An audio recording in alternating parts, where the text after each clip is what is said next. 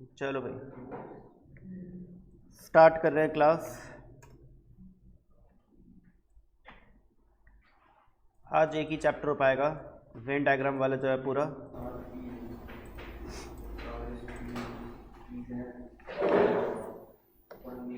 सुनेगा ध्यान से और समझिएगा। दो पार्ट में डिवाइडेड है वेन डायग्राम्स, एक तो सिलोजिज्म है और एक नॉर्मल वेन डायग्राम भी है जो फिट्स रिलेशन फंक्शन में आपने पढ़ा है। तो फिट रिलेशन फंक्शन वाला तो आपको आता भी होगा अगर आपने 11th-12th में मैथ्स लिया था तो, ठीक है ना, इतना मुश्किल है नहीं, वो भी बताऊंगा वैसे तो मैं। बट अभी फ़िलहाल आज का मेरा टारगेट है कि ये जो चैप्टर है सिलोजिज्म, इसको हम ख़त्म कर लें, ठीक है। अच्छा ये लोग नहीं आ रहे क्या, इनको भी बुला दो।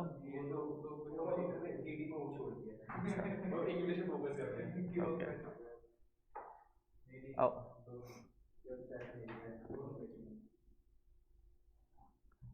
तो भाई सिलोजिज्म होता क्या है, सुन लो। ये हो चुका तुम्हारा कब? अच्छा आपके पहले आपने पढ़ लिया क्या चैप्टर? Okay okay.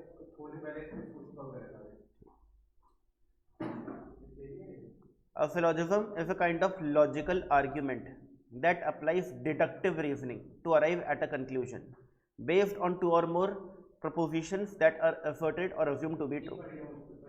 अभी आपको कुछ समझ नहीं आया होगा कि इस डेफिनेशन ने क्या बोला, क्या है ये, बट मैं आपको समझाने की कोशिश करता हूँ ये चैप्टर करेगा क्या। ये चैप्टर आपको कुछ स्टेटमेंट्स देगा, ये वो स्टेटमेंट्स हैं और कुछ कंक्लूशंस देगा, ठीक है ना। कंक्लूशंस मैं आपको क्वेश्चन ही दिखाता हूँ, जैसे कि ये है, आपके पास कुछ स्टेटमेंट्स होंगी और कुछ कंक्लूशंस होंगे। अब आपको बताना है कि कौन सा कंक्लूशन ठीक है। यहाँ पर दो स्टेटमेंट है और दो कंक्लूशंस हैं। अगर इन स्टेटमेंट को पढ़ के आपको लगता है कि पहला कंक्लूशन ठीक है तो आप ए ऑप्शन टिक करो। अगर आपको लगता है सिर्फ दूसरा कंक्लूशन ठीक है, पहला गलत है, तो आप बी ऑप्शन टिक करो। अगर आपको ऐसा लगता है कि एक पहला या दूसरे में से कोई एक ठीक है एक गलत है, तो आप ऑप्शन नंबर सी टिक करो, आइदर 1 और 2 फॉलोज।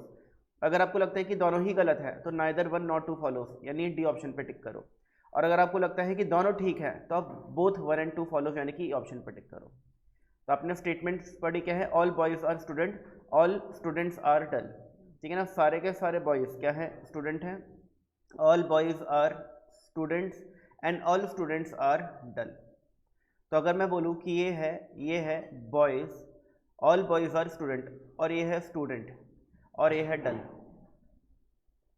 तो यहाँ से आपको क्या पता चल रहा है, ऑल बॉयज़ आर डल, क्या सारे के सारे बॉयज़ डल हैं? हाँ, ठीक है, क्योंकि डल के अंदर आ रहे हैं। ऑल स्टूडेंट आर बॉयज़, क्या सारे के सारे स्टूडेंट बॉयज़ हैं? नो, क्योंकि आपको दिख रहा है कि कुछ स्टूडेंट हैं ये वाले जो बॉयज़ नहीं हैं। अरे बात समझ, तो कौन सा ऑप्शन सही हो जाएगा? ए, इफ ओनली वन फॉलो। अरे बात समझ, ठीक है ना। अब ये तो बहुत ही ईजी था, ये पहला एक क्वेश्चन है, बहुत ईजी था। आगे चल के क्या होगा, चीज़ें बहुत मुश्किल होने लगेंगी, ठीक है ना। तो आपको समझना है कि इस चैप्टर के अंदर जब चीज़ें मुश्किल होंगी तो कैसे उनको समझना है, कैसे उनको ट्रीट करना है, कैसे उसको सॉल्व करना है। तो यहाँ पर सबसे पहले आप समझना सिलोजिज्म के अंदर कि वेन डायग्राम्स जो है वो बनते कैसे हैं। तो we will use Venn diagrams to draw a conclusion. तो सबसे पहले तो जो कंक्लूजन है वो सही है या गलत है वो बताने के लिए हम वेन डायग्राम का यूज़ करेंगे, ठीक है ना। How to draw Venn diagram. अब वेन डायग्राम बनता कैसे है, अब देखो अगर लिखा है क्वेश्चन में सम ए आर बी, तो आप उसका डायग्राम ऐसे बनाओगे, ठीक है ना। इंटरसेक्टिंग पार्ट होगा, और जो इंटरसेक्टिंग पार्ट है, जो ओवरलैपिंग पार्ट है, यही वो सम ए आर बी है, ठीक है ना। और आप ये भी बोल सकते हो सम बी आर ए, कुछ भी बोल सकते हो। ये जो कॉमन पार्ट है, इस कॉमन पार्ट में ए भी है और बी भी है, तो आप ये भी बोल सकते हो कि सम ए आर बी, ये भी बोल सकते हो सम बी आर ए, ठीक है ना। बट अगर लिखा है all B are A, all B are A, तो आपको ऐसे बनाना है, एक बी का सर्कल बनाना है और उसको पूरा का पूरा ओवरलैप करता हुआ ए का सर्कल बनाना है, क्योंकि सारे के सारे बी क्या है, ए है। बट क्या इसको ये भी मतलब है कि सारे के सारे ए भी हैं, ऑल ए आर बी नहीं, ठीक है ना। ऑल बी आर ए और ऑल ए आर बी में फ़र्क है। ये जो डायग्राम है ये बताता है कि all B are A, but ये नहीं बताता कि ऑल ए आर बी। अगर ऑल ए आर बी होगा तो उसका डायग्राम ऐसा बनेगा, ए वाला सर्कल अंदर और बी वाला सर्कल बाहर, ठीक है। और नो ए आर बी अगर बनाना है कि कोई भी ए बी नहीं है, तो आप अलग अलग बनाओगे सर्कल्स और बीच में एक लाइन बना करके क्रॉस कर दोगे, यानी कि ए और बी में कुछ भी कॉमन नहीं है, ठीक है ना। ये आपको थोड़ा बेसिक समझ आ गया होगा। फिर देखो ये है ऑल ए आर बी ऐसे बनेगा, ऐसे नहीं बनेगा, तो ये ट्रू है, ये फॉल्स है, समझ जाना, ठीक है ना। ऑल ए आर बी का डायग्राम ये वाला बनेगा, पहला वाला, दूसरा वाला नहीं बनेगा, ठीक है ना। ये वाला बनेगा, ये वाला नहीं बनेगा। फिर नो ए इफ बी का डायग्राम ऐसा बनेगा, एक ए एक बी और बीच में एक लाइन और क्रॉस, ठीक है। तो ये बहुत बेसिक है, ये वेन डायग्राम बनाना मुश्किल नहीं होता, आसान होता है। अब देखो एक एग्जाम्पल करते हैं, क्या लिखा है, ऑल मैमल्स आर एनिमल्स। तो देखो एक मैंने मैमल का सर्कल बनाया, ऑल मैमल्स आर एनिमल्स, और ये बाहर मैंने एनिमल का सर्कल बनाया। ऑल एलिफेंट आर मैमल्स, सारे के सारे एलिफेंट मैमल्स हैं, तो बताओ कहाँ आएगा एलिफेंट का सर्कल, मैमल्स के अंदर। All elephant are mammals, therefore we can say that all elephant are animals. तो हम ये भी बोल सकते हैं कि सारे के सारे एलिफेंट क्या है, एनिमल्स है। बट देखो यहाँ पर ये जो स्टेटमेंट्स लिखी गई हैं ये लॉजिकल हैं, आगे चल के क्या होगा ये बहुत ही इलॉजिकल होने लगेंगी। जैसे कि some trees are fruits, some fruits are flowers, ठीक है ना, इस तरीके से। और देखो कैसे होंगी, all man are girls, some man are student, some girls are student, इस तरीके से। तो आपको यहाँ पे लॉजिक नहीं ढूंढना कि सारे के सारे मैन गर्ल कैसे हो सकते हैं सर, यहाँ पे लॉजिक नहीं ढूंढना, आपको जो ये बोल रहा है मान लेना है सच बोल रहा है, ये होता है, ठीक है ना। आपको दिमाग नहीं लगाना, यानी कि इस चैप्टर के अंदर आपको अपना दिमाग साइड में रख देना है कि इस चैप्टर में जो भी बातें लिखी हैं, ठीक है ना, ये लॉजिकल हो या इलॉजिकल हो, इनको साइड रखो, जो ये बोल रहा है वो सच है। अगर सारे के सारे मैन गर्ल्स हैं तो भाई हैं, ठीक है ना, उसके हिसाब से आपको आंसर्स देने होते हैं। तो जब आप कंक्लूजन्स पढ़ोगे, जब आप स्टेटमेंट्स पढ़ोगे, तो आपको अपना दिमाग नहीं लगाना उनके अंदर, आपको जो बोला जा रहा है स्टेटमेंट्स के अंदर उसी के हिसाब से आपको कंक्लूजन्स देने हैं, ठीक है ना। तो इस चैप्टर में सबसे चैलेंजिंग पार्ट यही होता है। अगर आप वेन डायग्राम नहीं बनाओगे ना और आप क्वेश्चन करने की कोशिश करोगे बिना वेन डायग्राम बनाए, तो आपका कहीं ना कहीं जो लॉजिकल दिमाग है और जो क्वेश्चन के स्टेटमेंट्स हैं वो क्या करेंगे, कॉन्ट्रडिक्ट करेंगे। अब बोलेंगे ये कैसे हो सकता है, ये कैसे हो सकता है, तो आपको समझ नहीं आएगा कि कौन सा स्टेटमेंट, कौन सा कंक्लूजन ठीक है, कौन सा गलत है। सारी बात समझ, ठीक है ना। तो आपको बेस्ड ऑन वेन डायग्राम से अपने आंसर देने हैं, ठीक है ना, वेन डायग्राम पर बेस रखकर है आपको अपने आंसर्स देने हैं। अब देखो जैसे है लेफ्ट डायग्राम में हम बोल सकते हैं सम फ्रूट्स आर ट्रीज, तो हम क्या करेंगे, ये रहा फ्रूट का सर्कल, ये रहा ट्री का सर्कल, तो सम फ्रूट्स आर ट्रीज, ठीक है ना। And some fruits are flowers, और कुछ फ्रूट्स जो है वो फ्लावर्स भी हैं, तो ये तो फ्रूट्स था एफ आर, ये एफ एल फ्लावर है, तो देखो उसका ऐसा वेन डायग्राम बन जाएगा। ऐसे in the right Venn diagram we can say that some trees are fruits, some trees are fruits, some trees are fruits, and no fruit is flower, और कोई भी फ्रूट जो है वो फ्लावर नहीं है, कोई भी फ्रूट जो है वो फ्लावर एफ एल नहीं है, इस तरीके से। क्लियर हो गई बात, ठीक है।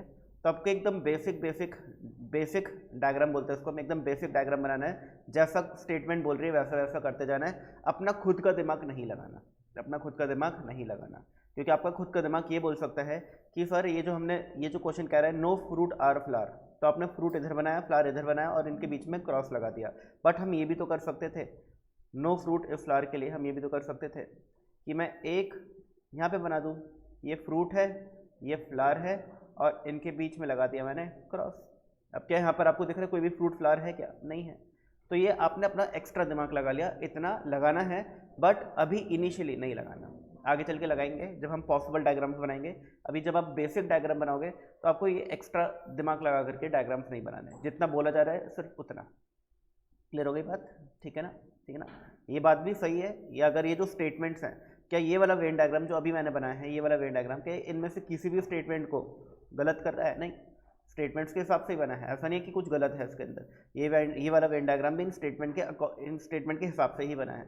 बट आपको ये जो आपने यहाँ पे एक्स्ट्रा दिमाग लगाया, ठीक है ना, आपने जो फ्लावर को ट्रीज के साथ मर्ज कर दिया और फ्रूट्स के साथ डिस्टेंस रखा और क्रॉस लगा दिया, ठीक है ना, ये ठीक है, गलत नहीं है। बट ये जो एक्स्ट्रा दिमाग है ये अभी फ़िलहाल के लिए मत लगाना, आगे चल के बताऊँगा कब लगाना है कब नहीं लगाना। फिर देखो all man are girls, all man are girls, ये बनेगा, सारे के सारे मैन क्या हैं, गर्ल्स हैं, ठीक है ना। सम मैन आर स्टूडेंट, और कुछ मैन जो है स्टूडेंट भी हैं, तो हम ऐसे कर सकते हैं सम मैन आर स्टूडेंट, तो देखो ये रहा वो सम मैन आर स्टूडेंट, ठीक है ना। अब हम ये भी बोल सकते हैं ऐसे कि सम गर्ल्स आर स्टूडेंट, ये भी बोल सकते हैं, क्योंकि गर्ल्स वाला जो सर्कल है और स्टूडेंट वाला जो सर्कल है इसमें भी तो एक कॉमन पार्ट है, ये वाला पूरा पार्ट कॉमन है, ये भी बोल सकते हो। तो आगे चल के अगर कोई कंक्लूजन बोलता है कि सम गर्ल्स आर स्टूडेंट, तो वो कंक्लूजन ठीक होगा, ठीक है ना, गलत नहीं होगा। तो अभी मैंने आपको वेन डायग्राम बनाना सिखाया। अब मैं आपको बता रहा हूँ कि इस चैप्टर को मैंने डिवाइड किया है इन 4 पार्ट्स। मैं आपको ये 2 पार्ट्स नहीं पढ़ाऊंगा, definite statement and complementary pair, क्योंकि बहुत ज़्यादा एडवांस लेवल हो जाता है। ये जो लोग रेलवेज और यूपीएससी वगैरह की प्रिपरेशन करते हैं उनके लिए ठीक है, हमारे लिए सिर्फ ये 4 पार्ट मोर देन सफिशिएंट है। तो मैंने इस चैप्टर को टाइप्स ऑफ कंक्लूजन में डिवाइड किया है कि आपके पास जो कंक्लूजन्स हैं, ठीक है ना, या तो सम या ऑल टाइप ऑफ कंक्लूजन्स होंगे, या नो टाइप ऑफ कंक्लूजन्स होंगे, या पॉसिबिलिटी टाइप ऑफ कंक्लूजन्स होंगे, या some not type of conclusions होंगे। अब आप बोलोगे सर पता कैसे चलेगा कि किस टाइप का कंक्लूजन है? तो देखो पहला क्वेश्चन देखो, पहले क्वेश्चन में जो कंक्लूजन है ये खुद ही बताओ देख करके किस टाइप का कंक्लूजन है, ऑल टाइप का, और ये भी ऑल टाइप का। वर्ड क्या लिखा है? All boys are dull, all student are boys, तो इसको हम बोलते हैं कि ये कंक्लूजन ऑल टाइप का कंक्लूजन है। फिर अगला देखो, अगला कौन सा है? All boys are student, all boys are dull, ये भी ऑल टाइप की, ये तो सॉरी स्टेटमेंट है, यहाँ पे नहीं देखना, सॉरी सॉरी सॉरी सॉरी, यहाँ पर some boys are dull and some students are boys, तो ये सम टाइप का कंक्लूजन है। तो देखो मैंने अभी आपको जो कंक्लूजन्स दिखाए दो, इसमें या तो सम वाले थे या ऑल वाले थे। पहले क्वेश्चन में ऑल वाले थे, दूसरे क्वेश्चन में सम वाले थे, ठीक है ना। ऐसे ही और आगे देखो आपको स्टेटमेंट नहीं देखना, आपको कंक्लूजन देखना है। तो क्या लिखा है? All boys are not dull, all boys are not student, तो ये एक तरीके से नॉट वाला कंक्लूजन आ गया, नॉट वाला, सम नॉट बोलते हैं सम, ठीक है ना, सम नॉट। तो देखो सम नॉट कंक्लूजन ये होते हैं, ये रहे सम नॉट, आखिरी वाले ये वाले सम नॉट कंक्लूजन, ठीक है ना। फिर इसके अलावा आप देखोगे और 2-4 आगे दिखाता हूँ मैं आपको, ये कंक्लूजन्स हैं, some cats are rats, some rats are cats, तो ये अगेन सम वाले कंक्लूजन्स हैं। और ये देखो सम नॉट वाले कंक्लूजन, सम नॉट, देखो ये रहा नो स्टूडेंट इज डल, तो ये कौन सा कंक्लूजन है? नो कैटेगरी का, ठीक है, नो कैटेगरी का। तो मैंने इस चैप्टर को है ना टाइप्स ऑफ कंक्लूजन में डिवाइड किया है कि कुछ कंक्लूजन होंगे जिसमें सम वर्ड लिखा होगा, कुछ होंगे जो स्मॉल वर्ड लिखा होगा, कुछ में नो वर्ड लिखा होगा, कुछ में पॉसिबिलिटी वर्ड लिखा होगा, और कुछ में सम नॉट वर्ड लिखा होगा। तो जो कंक्लूजन है उस कंक्लूजन को उसी हिसाब से आपको समझना है जो मैं आपको इन कंक्लूजन्स के अंदर पढ़ाने वाला हूँ। अब आने वाले अब जो क्लास हम स्टार्ट करने वाले हैं, हम हर एक कंक्लूजन को उठाएंगे और देखेंगे कि इस टाइप का कंक्लूजन है उसको कैसे समझना है, कैसे उसका आंसर देना है। सुनिएगा। तो सबसे पहले मैंने आपको पहले वाले कंक्लूजन उठाए, सम या ऑल टाइप ऑफ कंक्लूजन। तो जैसे आपके पास स्टेटमेंट है, और देखो स्टेटमेंट का यहाँ पे वेन डायग्राम भी बना है, क्या है? सम ट्रीज आर पेपर, तो आपको दिख गया ये रहा ट्रीज और ये रहा पेपर, तो सम ट्रीज आर पेपर, ठीक है ना। ऑल पेपर्स आर इंक, फिर पेपर के सर्कल के ऊपर मैंने पूरा ओवरलैप किया इंक का सर्कल, क्योंकि ऑल पेपर्स आर इंक, सारे के सारे पेपर जो है वो इंक हैं। फिर सम इंक आर ब्लू, और सम इंक आर ब्लू, देखो ये रहा ब्लू वाला सर्कल। समझ आ गया वेन डायग्राम? कोई दिक्कत है इसमें? नहीं समझ आ गया? अब देखो ये जो येलो वाला पार्ट है इसके अंदर बताओ क्या क्या है? ट्रीज हैं, पेपर है और इंक है, तीनों चीज़ें हैं। जो येलो वाला पार्ट है इसमें ट्रीज भी हैं, पेपर्स भी हैं और इंक भी है। और ये जो ब्लू वाला पार्ट है इसमें क्या है? ब्लू वाले पार्ट में क्या है? इंक है और ब्लू है। क्लियर हो ये बात? ठीक है ना। अब आप कंक्लूजन्स पढ़ो और कोशिश करो बताने की कौन सा ट्रू है कौन सा फॉल्स है। मैं उसे कॉल पिक कर लूँ। हेलो हेलो, हाँ जी, एक बेल रिंग करके दे दो, ओटीपी बताना है।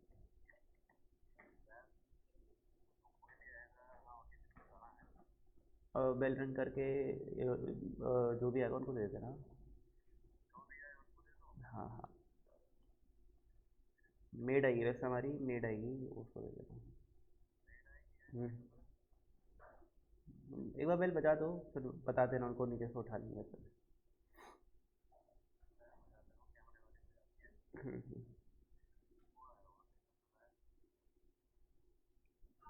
एक मिनट।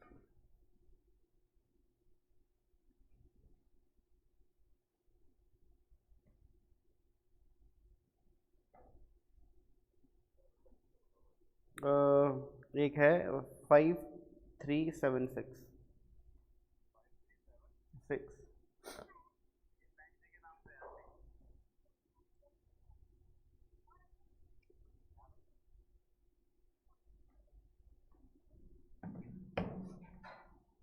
हाँ जी बताइए। सम इंक्स आर ट्रीज सही है गलत है? सम इंक आर ट्रीज, क्या कुछ इंक ट्रीज है? बिल्कुल है, येलो पार्ट ट्रू हो गया। क्या हो गया? ये ट्रू हो गया। फिर सम पेपर आर ट्रीज, क्या कुछ पेपर भी ट्रीज है? ट्रू। बिल्कुल है। फिर सम ब्लू और पेपर, क्या कुछ ब्लू पेपर हैं? नो, ब्लू और पेपर में कुछ भी कॉमन नहीं है, तो ये क्या हो गया? फॉल्स हो गया।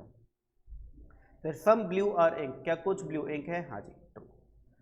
तो अब आपके कंक्लूजन होंगे। एक कंक्लूजन बोलेगा स्टेटमेंट 1, ठीक है ना, सॉरी, अब आपके कुछ ऑप्शंस होंगे जो बोलेगा कंक्लूजन 1, 2 एंड 4 फॉलोज, उस पर टिक कर देना। एक होगा जो बोलेगा 1 एंड 2 फॉलोज, एक होगा जो बोलेगा 2 एंड 3 फॉलोज, एक होगा जो बोलेगा 2, 3 एंड 4 फॉलोज। ऐसे करके कोई भी 4 या 5 ऑप्शन होंगे। जिस ऑप्शन में लिखा होगा कि कंक्लूजन 1, 2 एंड 4 फॉलोज, उसको आपको टिक करना है।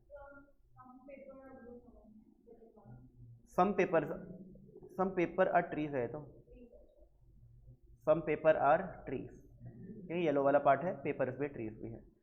सम ब्लू और पेपर जो है, ब्लू और पेपर, देखो पेपर वाला सर्कल ले रहा, ब्लू वाला सर्कल ले रहा, इनमें कुछ भी कॉमन नहीं है, इसलिए फॉल्स है। और ये बोल रहा है कि सम ब्लू और पेपर, यानी कुछ पेपर ब्लू है, कुछ पेपर ब्लू है या कुछ ब्लू पेपर है, तो ये फॉल्स हो गया। तो देखो ये आ गया ट्रू ट्रू फॉल्स ट्रू, ठीक है ना, इस तरीके से। अब यहाँ पर आप देखिएगा क्या है, ऑप्शन कौन सा टिक करना है? Conclusion 1, 2 and 4 follows. फॉलोज का मतलब होता है कि ऑप्शन ट्रू है। क्लियर हो गई बात? ठीक है। अब एक वेन डायग्राम आपको खुद बनाना है। ये रहे स्टेटमेंट, ये रहे कंक्लूजन, और आपको बताना है कि कौन कौन से कंक्लूजन ठीक है, कौन से गलत है। पहले आप स्टेटमेंट के हिसाब से वेन डायग्राम बना लो अपना। ये रही स्टेटमेंट्स, इनका यूज़ करके वेन डायग्राम बनाओ।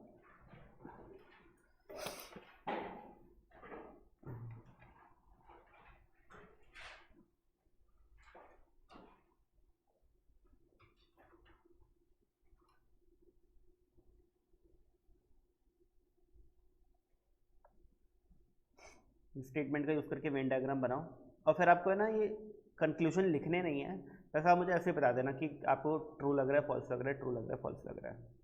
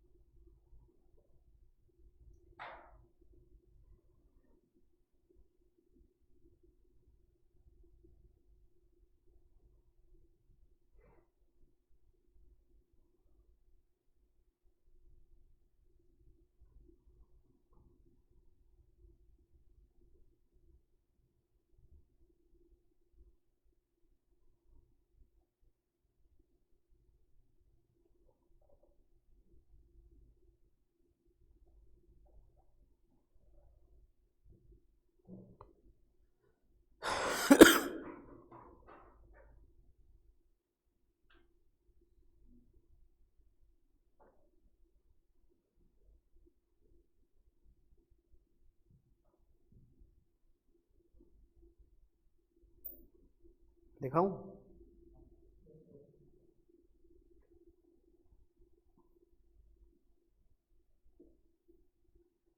तो बताइए, ये आपके सामने कंक्लूजन्स हैं, पहला, दूसरा, तीसरा, चौथा, बहुत सारे हैं।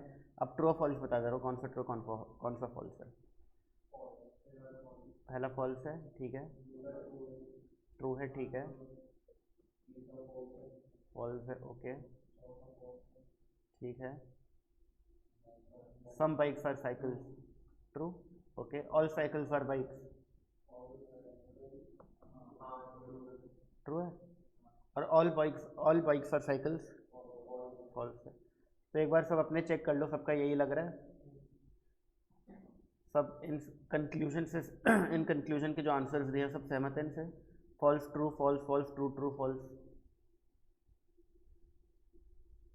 हाँ जी, कर दी। किसमें कोई डाउट, कोई अलग है आपका? आपका अंकुर, सारे ठीक है? आपने तो देखा ही नहीं, कुछ बताया ही नहीं, वेन डायग्राम बनाया आपने?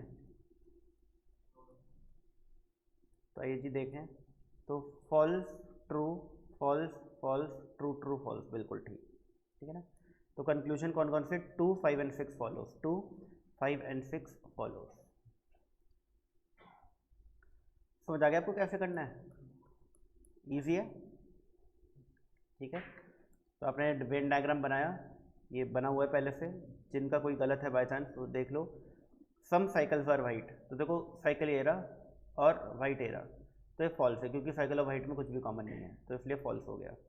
सम बाइक्स आर ट्रक्स, तो ये रहा बी बाइक्स और ये रहा टी ट्रक्स। अब सम बाइक्स आर ट्रक्स, ये जो ये वाला पार्ट है, ये वाला पार्ट, ये वाला पार्ट, ठीक है ना, इसके अंदर बाइक का सर्कल भी है और ट्रक का सर्कल भी है, यानी कि हाँ जी कुछ बाइक्स जो हैं वो ट्रक्स हैं, ये ट्रू हो गया। फिर सम साइकिल्स आर कार्स, साइकिल से रहा और कार से रहा, ये फॉल्स हो गया क्योंकि साइकिल और कार्स में, ठीक है ना, कुछ भी कॉमन नहीं है, फॉल्स हो गया। फिर सम वाइट आर साइकिल्स, तो वाइट ये रहा और साइकिल्स ये रहा, तो वाइट और साइकिल में भी कुछ कॉमन नहीं है, ये भी फॉल्स हो गया। फिर सम बाइक्स आर साइकिल्स, बाइक से रहा और साइकिल से रहा, तो सम बाइक्स आर साइकिल्स, ये ट्रू है क्योंकि कुछ बाइक्स जो है साइकिल्स भी है, क्योंकि पूरा का पूरा साइकिल वाला सर्कल बाइक के अंदर है, यानी कि कुछ बाइक साइकिल होंगी, ऑब्वियस सी बात है, ठीक है ना। अच्छा, अगर ये लिखा होता, ध्यान सुनना, ये लिखा होता सम साइकिल्स आर बाइक, तो ट्रू होता या false? Some cycles are bikes, तो फिर ये फॉल्स होता क्योंकि सम नहीं, ऑल साइकिल्स आर बाइक्स है। क्लियर हो गई बात, ठीक है ना, क्योंकि ऑल साइकिल्स आर बाइक्स है, सम साइकिल्स आर बाइक्स नहीं है। बट हम बाइक्स के लिए बोला जाए सम बाइक्स आर साइकिल्स तो बिल्कुल ठीक है ना। बट अगर ये बोला जाता है ऑल बाइक्स आर साइकिल्स, तो फिर वो दोबारा फॉल्स हो जाता क्योंकि सारी की सारी बाइक जो है वो साइकिल्स नहीं है। फिर all cycles are bikes, all cycles are bikes true हो गया, and all bikes are cycles false हो गया, ठीक है ना, है भी है, पूछा भी गया है। तो आपको एक आइडिया लग गया कि सबसे इजी कैटेगरी यानी सम और सम या ऑल कैटेगरी के कंक्लूजन को कैसे आंसर करना है। इसमें आपको अपना कोई एक्स्ट्रा दिमाग नहीं लगाना, वेन डायग्राम देखो, सिंपल सिंपल देख करके बता दो क्या ट्रू है क्या फॉल्स है। अब आते हैं हम थोड़े मुश्किल कैटेगरी पर, which is no type of conclusion, ठीक है ना। थोड़ा चीज़ें मुश्किल होने वाली है, ध्यान से समझना। नो टाइप ऑफ कंक्लूजन, तो क्या लिखा है, always draw a basic diagram and possible diagram. तो यहाँ पर बेसिक डायग्राम तो बनता ही है जिसमें आप अपना दिमाग नहीं लगाते, बट पॉसिबल डायग्राम में आप अपना दिमाग लगाते हो, यहाँ पर आपको अपना दिमाग लगाना पड़ता है, ठीक है ना। अलग अलग पॉसिबिलिटीज़ देखनी पड़ती है कि डायग्राम ऐसा भी तो बन सकता है, ऐसा भी तो बन सकता है, ठीक है। इफ़ ऑल सर्कल्स या parameters are in a single Venn diagram then no conclusion is always false. ये मैं आपको आगे चल के बताऊंगा कि इसका क्या मतलब है। अब देखो आपको करना क्या है, ध्यान सुनना। अगर आपका नो टाइप ऑफ कंक्लूजन है, बेसिक डायग्राम ट्रू है, पॉसिबल डायग्राम भी ट्रू है, तभी आप अपना फाइनल कंक्लूजन जो है उस कंक्लूजन को फाइनली बोलोगे कि वो ट्रू है। यानी कि आपको ये चेक करना है कि आपका नो कंक्लूजन ट्रू है या फॉल्स। तो आप ट्रू है या फॉल्स इसको चेक करने के लिए, ट्रू है या फॉल्स इसको चेक करने के लिए बेसिक डायग्राम में भी ट्रू देखो, पॉसिबल डायग्राम में भी ट्रू देखो, तब जाकर क्या बोलोगे ट्रू है, अदरवाइज वो फॉल्स रहेगा। अगर बेसिक डायग्राम ट्रू है पॉसिबल डायग्राम फॉल्स है, अगर बेसिक डायग्राम फॉल्स है पॉसिबल डायग्राम ट्रू है, अगर बेसिक डायग्राम भी फॉल्स है पॉसिबल डायग्राम भी फॉल्स है, तो आपका नो कंक्लूजन जो है वो हमेशा फॉल्स रहेगा। यानी नो कंक्लूजन ट्रू सिर्फ तब होगा जब बेसिक डायग्राम में भी ट्रू है, पॉसिबल डायग्राम में भी ट्रू है। क्लियर हो गई बात, ठीक है। अब इसको करना कैसे समझने की कोशिश करते हैं, और ऐसा होता क्यों ये भी समझने की कोशिश करते हैं। तो हमारे सामने देखो ये है statements, some paper are pens, तो ये हो गया पेपर और ये हो गया पेन्स। फिर ऑल पेन्स आर स्केल, सारे के सारे जो पेन हैं वो आपके स्केल हैं। और फिर हो गया no scale is a marker, कोई भी स्केल जो है वो मार्कर नहीं है, नो स्केल इज मार्कर। अब कंक्लूजन देखो, नो कंक्लूजन है, ठीक है ना, no marker is a pen, तो no marker is a pen basic diagram में ट्रू है या false? No marker is a pen basic diagram में ट्रू है। नो मार्कर, कोई भी मार्कर पेन नहीं है, ठीक है ना, ये तो बोल रहा है और दिख भी रहा नहीं है। अब आप पॉसिबल डायग्राम बनाओ, क्या मार्कर और पेन में कुछ कॉमन हो सकता है? नहीं। अगर आपने मार्कर का हल्का सा भी, ज़रा सा भी पेन बनाने की कोशिश करी, इतना भी पेन बनाने की कोशिश करी, तो मार्कर और स्केल भी बन जाएगा, मार्कर जो है वो स्केल भी बन जाएगा, क्योंकि सारे के सारे पेन जो है वो स्केल है। तो अगर आपने मार्कर और पेन को मिलाया तो मार्कर स्केल से मिल जाएगा। और क्वेश्चन ने सीधा सीधा बोल रखा है कि नो मार्कर इज स्केल या नो स्केल इज मार्कर, यानी कि पॉसिबल है क्या, पॉसिबल है क्या इस पॉसिबल डायग्राम के थ्रू इस चीज़ को फॉल्स प्रूफ, ट्रू प्रूफ करना? नहीं। No marker is a pen basic diagram में ट्रू है, और पॉसिबल भी नहीं है कि इसको ट्रू प्रूफ किया जाए, पॉसिबल भी नहीं है कि इसको ट्रू प्रूफ किया जाए, ठीक है ना, ठीक है ना। तो सॉरी पॉसिबल भी नहीं है कि इसको फॉल्स प्रूफ किया जाए, ट्रू तो है ही। तो क्योंकि बेसिक डायग्राम फॉल्स है, पॉसिबल डायग्राम भी फॉल्स है, तो कंक्लूजन क्या रहेगा, सॉरी क्योंकि बेसिक डायग्राम भी ट्रू है, इसमें ना नो वाले में ना हमको उल्टा सोचना होता है, बार बार गलती हो जाती है इसलिए बोलने में। क्योंकि no marker is a pen, कोई भी मार्कर पेन नहीं है, ये बात ट्रू है बेसिक में भी, और पॉसिबल भी नहीं है कि कुछ मार्कर पेन हो जाए, तो तब भी ये ट्रू ही रहेगा। No marker is a pen possible diagram में भी ट्रू रहेगा, तो फाइनल कंक्लूजन ट्रू रहेगा। दोनों ट्रू है तभी ट्रू होगा। अब देखो, no marker is a paper, क्या कोई मार्कर पेपर है? नहीं। तो बेसिक डायग्राम में तो ये क्या होगा, ट्रू होगा कि भाई हाँ कोई मार्कर पेपर नहीं है। बट क्या मार्कर को पेपर बनाया जा सकता है? क्या मैं मार्कर को यहाँ से हटा करके, जो मैंने बोला था ना आपको, अब आप थोड़ा एक्स्ट्रा दिमाग आगे चल के लगाना होगा, अब लगाएंगे। ये देखो, ये आ गया मार्कर। अब क्वेश्चन क्या बोल रहा है कि नो स्केल ऑफ मार्कर, यानी कि 36 का जो आंकड़ा है वो स्केल ऑफ मार्कर में है, पेपर के साथ नहीं है। तो क्या मार्कर और पेपर में कुछ कॉमन हो सकता है? हो सकता है, बिल्कुल हो सकता है। और मैं तो ये बोल रहा हूँ कि ये छोड़ो, हम ये भी कर सकते हैं, हम मार्कर जो है वो पूरा का पूरा पेपर के अंदर बना सकते हैं मार्कर, और फिर स्केल के साथ इसकी दुश्मनी करा सकते हैं फिर, क्योंकि दुश्मनी है no scale of a marker, ये भी पॉसिबल है। अब क्वेश्चन बोल रहा है no marker of a paper, कोई भी मार्कर जो है पेपर नहीं है। तो पॉसिबल डायग्राम में बताओ ट्रू है या फॉल्स है? फॉल्स है, फॉल्स है। तो बेसिक में तो ट्रू था, बट पॉसिबल में हो गया फॉल्स। और मैंने बोला कोई भी एक चीज़ अगर फॉल्स हो जाएगी तो आपका फाइनल कंक्लूजन क्या आएगा? फॉल्स आएगा। ठीक है जी, क्लियर हो गया? ठीक है, तो इस तरीके से आपको करना होता है नो कंक्लूजन को डील। ठीक है, तो नो कंक्लूजन को डील करने का तरीका थोड़ा अलग है। में तो बहुत सारी assumptions हो जाएंगे। हाँ, तो आप किसी भी एक से आपको ना फॉल्स प्रूफ करने की कोशिश करनी है, आप जैसे भी फॉल्स प्रूफ कर सको कर दो। ठीक है ना, नो कंक्लूजन को आपको कोशिश करना होता है पॉसिबल डायग्राम के थ्रू की फॉल्स प्रूफ कर सके। अगर आपका फॉल्स प्रूफ हो जाता है किसी भी तरीके से तो कर लो, चाहे वो आधा मार्कर पेपर के अंदर करके हो, चाहे वो पूरा मार्कर पेपर के अंदर करके हो। ठीक है ना, आप कर लो, कोई दिक्कत नहीं है। ठीक है ना, बट आपको फॉल्स प्रूफ करने की कोशिश करनी होती है, ये याद रखना। अब आप करो एक बार खुद से क्वेश्चन ट्राई करो ये वाला, तब आपकी क्लैरिटी बैठेगी कि कैसे करना है नो कंक्लूजन को। ये रहे आपके स्टेटमेंट्स, ये रहे आपके कंक्लूजन्स, बताइए।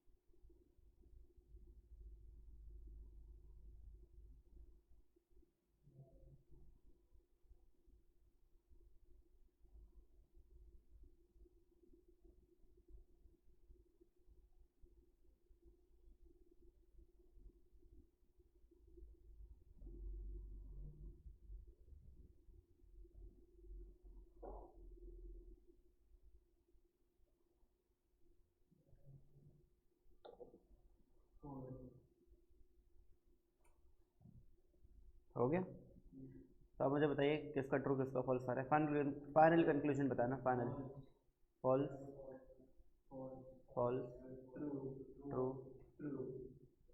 ठीक है, चेक कर लेते हैं। फॉल्स, फॉल्स, ट्रू, ट्रू, बिल्कुल ठीक है।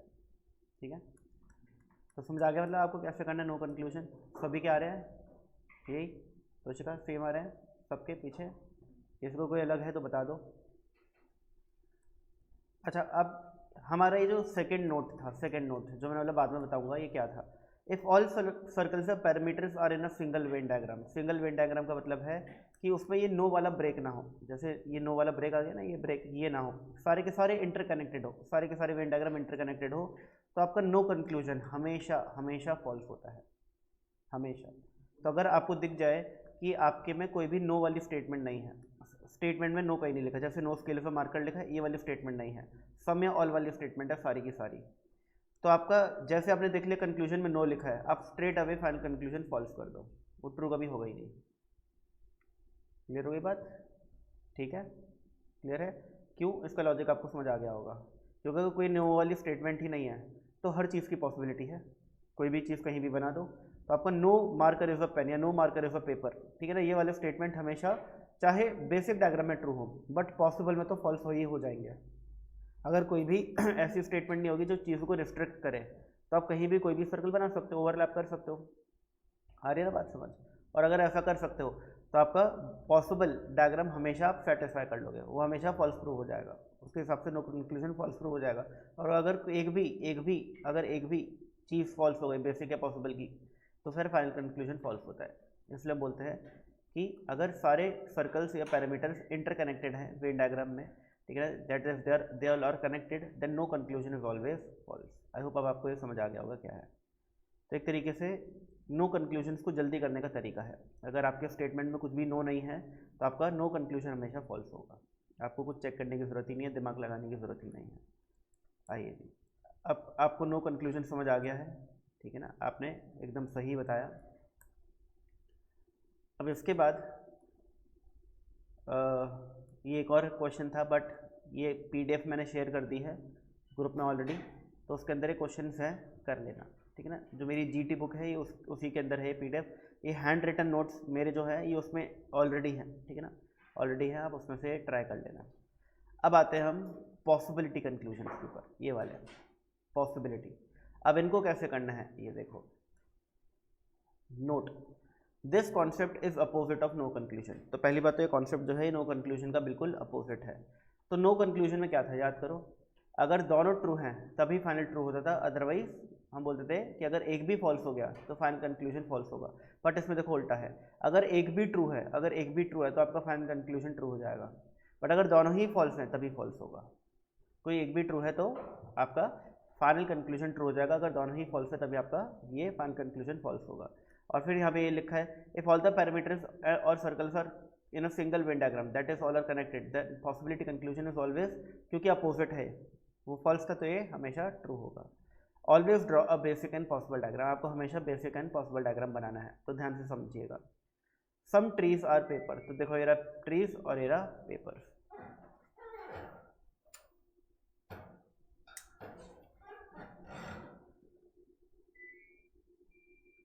देखिए सम ट्रीज आर पेपर्स दिख गया, यहाँ पे बना हुआ है। ऑल पेपर्स आर कार, सारे के सारे पेपर कार्स है, तो पेपर के सर्कल के ऊपर हमने कार्स वाला सर्कल बना दिया। No car is a truck, no car is a truck, ये बन गया। अब पढ़ते हैं पहला conclusion, some trees being truck is a possibility. तो पॉसिबिलिटी कंक्लूजन का पता कैसे चलता है, उसमें पॉसिबिलिटी वर्ड लिखा होता है। तो सम ट्रीज बीइंग ट्रक, पहले तो बताओ सम ट्रीज आर ट्रक्स और not, some trees are trucks और नॉट, तो हम बोलेंगे बेसिक डायग्राम में तो नहीं है, सम ट्रीज आर ट्रक नहीं है, बट इज अ पॉसिबिलिटी, क्या पॉसिबल है कि हम कुछ ट्रीज को ट्रक्स बना दें? बिल्कुल है। अगर मैं ट्रक्स वाला सर्कल इधर बना दूँ, इधर ट्रक्स, और हमारा no car is a truck, car और ट्रक में है 36 का आंकड़ा, यहाँ पे बना दूँ, तो पॉसिबिलिटी तो है, पॉसिबिलिटी तो है। तो some truck being some trees being truck is a possibility, possible diagram में ट्रू, और कोई भी एक चीज़ ट्रू है तो हम फाइनल कंक्लूजन क्या बोलेंगे? ट्रू बोलेंगे, ठीक है ना। और ऐसे ही all papers being truck is a possibility, all papers being truck is a possibility, all papers being truck is a possibility, ठीक है ना, फॉल्स, ठीक है ना। All paper being truck is a possibility, तो पहले तो बताओ क्या सारे के सारे पेपर ट्रक है? क्या सारे के सारे पेपर ट्रक है? नहीं। क्या पॉसिबल है कि सारे के सारे ट्रक पेपर में आ जाए, सारे के सारे ट्रक पेपर में आ जाए, यहाँ पर आ जाए? नहीं। क्योंकि अगर ट्रक पेपर के अंदर आ गए तो कहीं ना कहीं ट्रक इनडायरेक्टली कार के अंदर आ गए हैं, और कार और ट्रक का 36 का आंकड़ा है, ठीक है ना। तो बेसिक डायग्राम में भी फॉल्स है और पॉसिबल भी नहीं है, तो पॉसिबल डायग्राम भी फॉल्स है, तो फाइनल कंक्लूजन फॉल्स रहेगा। सर पहले वाले में बेसिक डायग्राम में तो फॉल्स है, हाँ, तो फाइनल में तो फॉल्स हो रहा है। नहीं नहीं नहीं, मैंने अभी आपको क्या बोला, ध्यान से देखो, मैंने अभी आपको बोला पॉसिबिलिटी कंक्लूजन एकदम उल्टे होते हैं। अगर कोई एक भी चीज़ ट्रू है तो ये ट्रू हो जाता है फाइनल। देखो ना, true true true, true false true, false true true, अगर दोनों फॉल्स है तभी फॉल्स होगा। They are opposite of no conclusion, ठीक है ना। और यहाँ पर अब यहाँ पर है ना, इनको टिक करते वक्त आपको थोड़ा दिमाग लगाना है, थोड़ा दिमाग लगाना है। जब ये बोल रहा है कि some trees being truck is a possibility, तो जब आपको दिख रहा है कि पॉसिबल है कि ट्रक ट्रीज बन सकते हैं, तो क्यों फॉल्स करना, ट्रू ही तो करोगे फाइनल कंक्लूजन। डिफिकल्टी ज़्यादा नहीं होती, यही होता है जो आपके सामने है, इससे ज़्यादा नहीं है, इससे कम भी नहीं है, ठीक है ना, ऐसा ही होता है। समझ आ गया अंत तक आपको।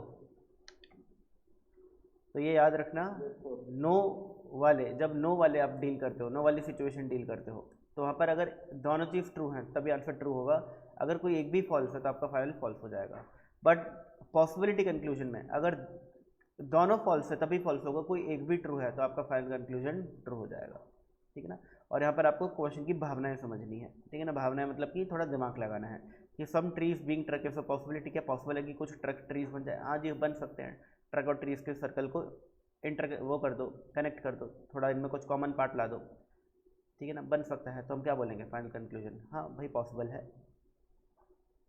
आइए जी, अब एक क्वेश्चन आप करेंगे दोबारा,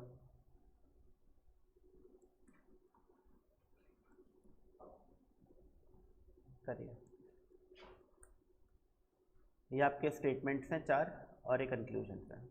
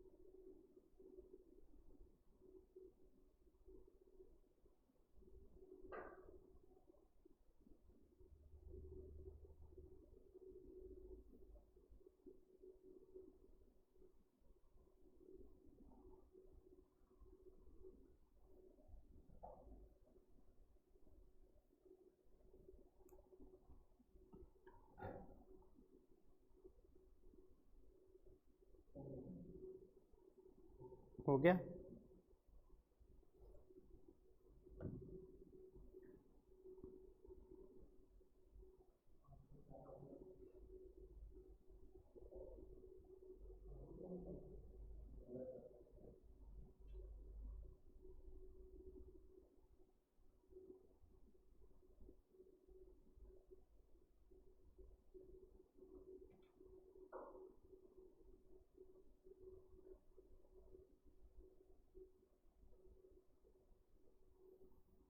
चलिए बताइए किसका ट्रू किसका फॉल्स है।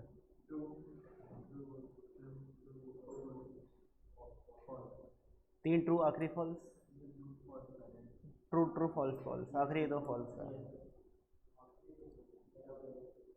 आखिरी दो फॉल्स हैं। थर्ड वाला देख लो एक बार, all good being chocolate is a possibility. तो क्या पहले तो देखो क्या सारे के सारे गुड चॉकलेट है, क्या सारे के सारे गुड चॉकलेट है? नहीं, सारे के सारे गुड चॉकलेट नहीं है। क्या पॉसिबल है कि सारे के सारे गुड चॉकलेट हो जाएं? क्यों पॉसिबल नहीं है भाई? अगर वो स्वीट के अंदर उसके अंदर स्वीट डाले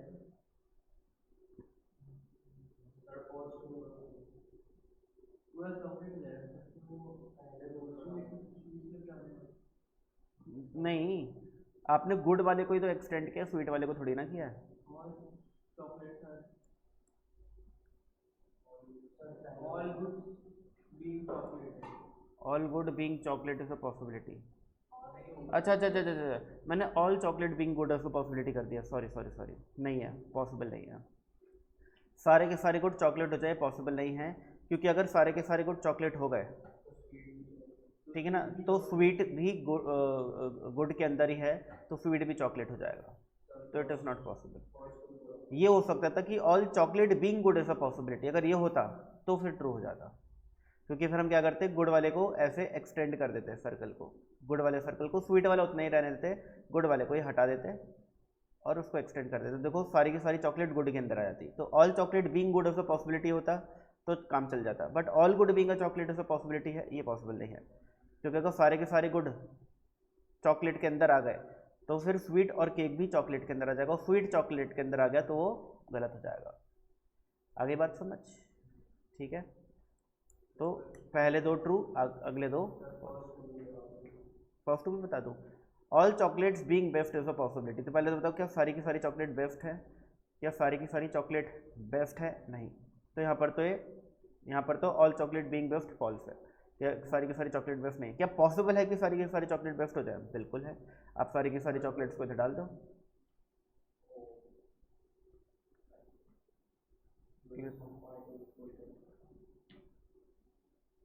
ठीक है ना, यहाँ पे डाल दो ऑल चॉकलेट बीइंग बेस्ट, सारी की सारी चॉकलेट बेस्ट है, अंदर डाल दो चॉकलेट को इधर, और स्वीट और चॉकलेट के बीच 36 का आंकड़ा, खत्म हो गया, पॉसिबल है तो ट्रू हो जाएगा पॉसिबल के अंदर।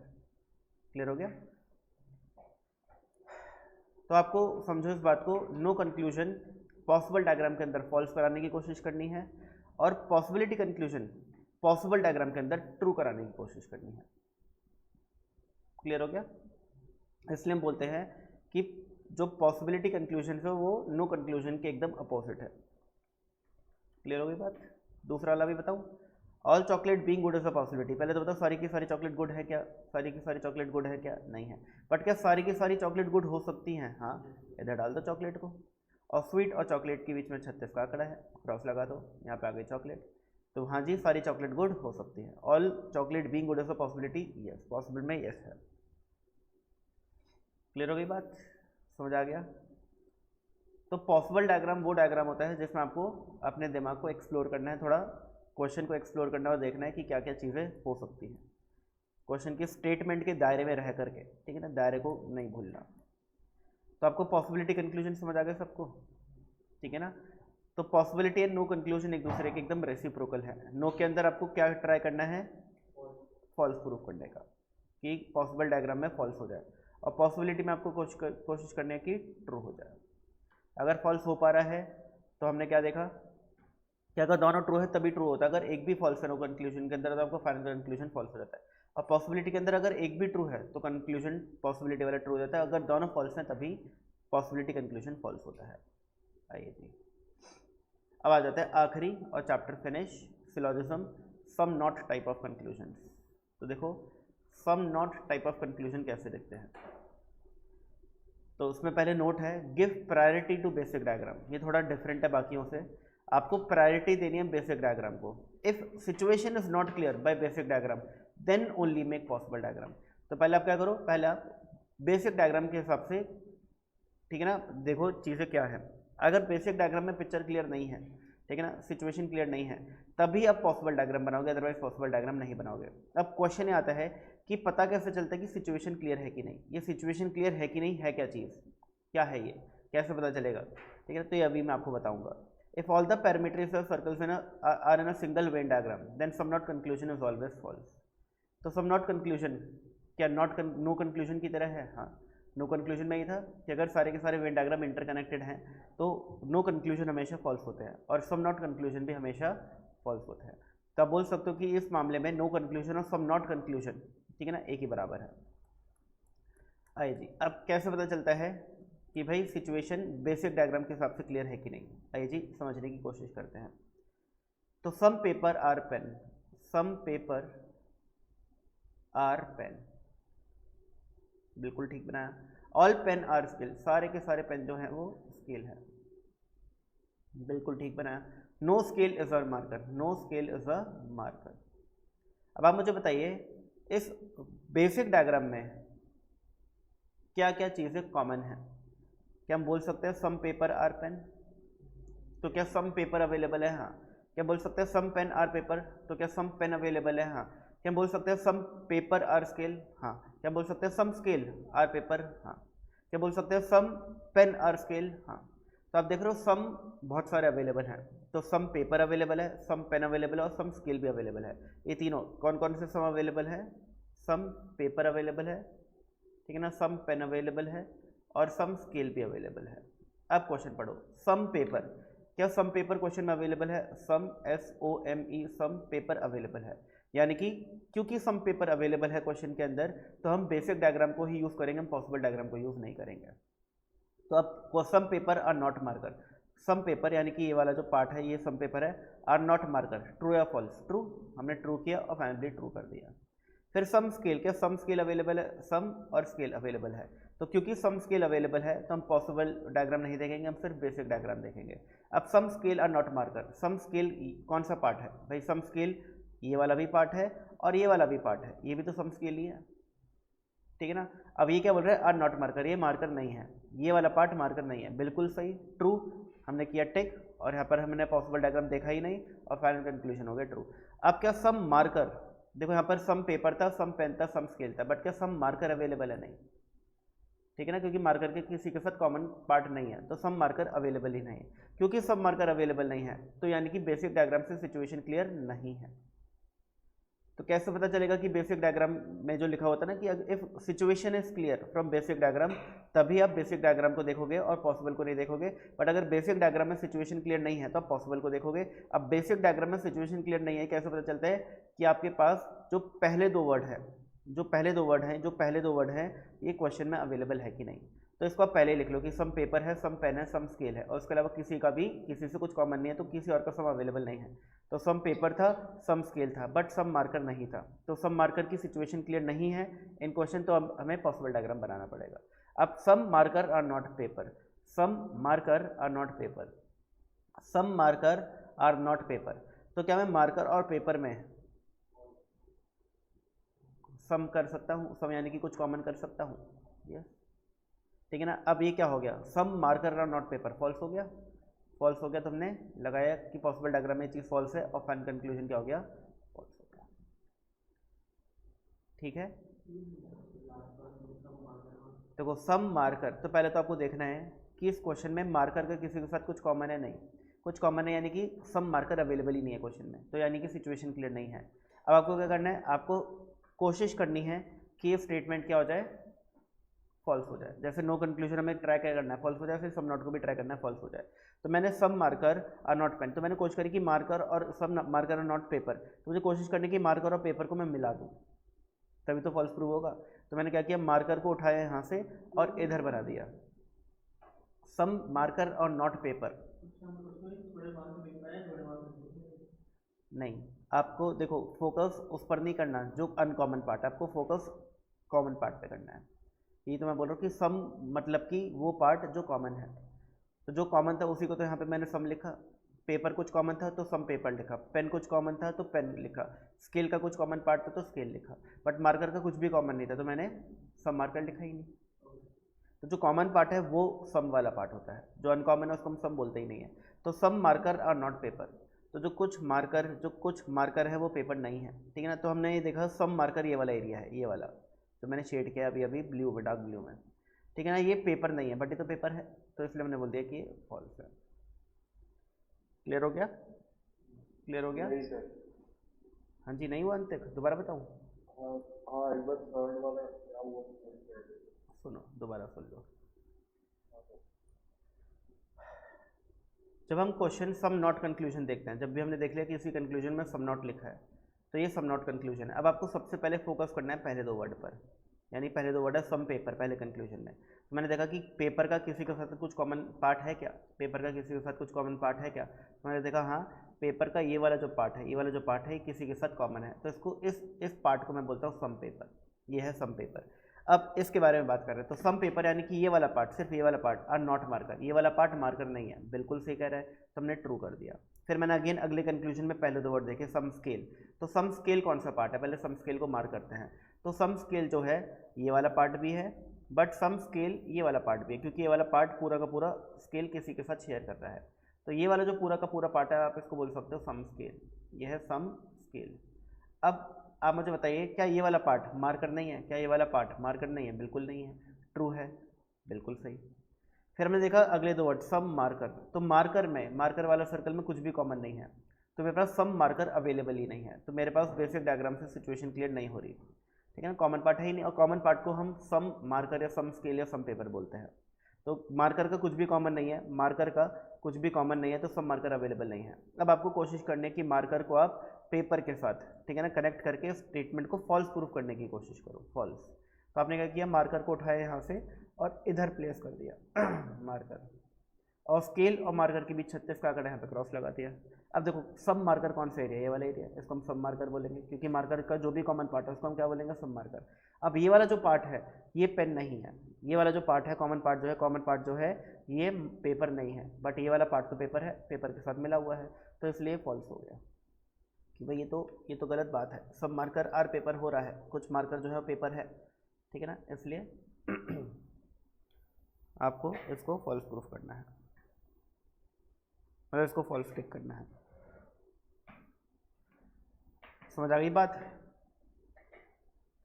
सबको? अब मैं आपको एक कंक्लूजन दूंगा, तो यहाँ पे देखो लिखा भी है सम क्या होता है, सम होता है कॉमन एरिया, और अगर सम यानी कि कॉमन एरिया अवेलेबल है तो आप सिर्फ बेसिक डायग्राम देखोगे, ठीक है ना, अगर अवेलेबल है तो then check only basic diagram. But अगर सम जो है वो अवेलेबल ही नहीं है, कॉमन एरिया अवेलेबल ही नहीं है, then make possible diagram and try to prove some not conclusion false, और आपको प्रूव करना है कि सम नॉट कंक्लूजन फॉल्स है, कोशिश करनी है, हो जाए तो अच्छी बात है, नहीं हो तो कोई बात नहीं है, फिर तो ट्रू प्रूव हो ही जाएगा। आइए जी, ये वाला क्वेश्चन आपको खुद ट्राई करना है। ये 1 2 3 4 5 स्टेटमेंट है और 3 सम नॉट कंक्लूजन है, some not some not some not. तो आपको पहले दो वर्ड्स देखने हैं पहले, और फिर आगे करना है जैसे मैंने बताया है, फिर मैं आपको बताऊंगा कि आपने सही किया या गलत।